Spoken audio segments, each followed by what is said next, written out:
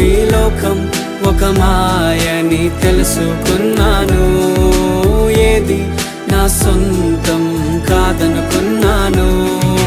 తప్పిపోయిన కుమారుని నేనైతే నా కొరకై నిరీక్షించే తండ్రి నా యేసు. తప్పిపోయిన కుమారుని నేనైతే నా కొరకై నిరీక్షించే తండ్రి నా యేసు. ఈ లోకమంతా నేను వెతకినా నాకు లేదయ్యా ఎక్కడా ఆనందం. నీ సన్నిధిలో ఒక్క క్షణం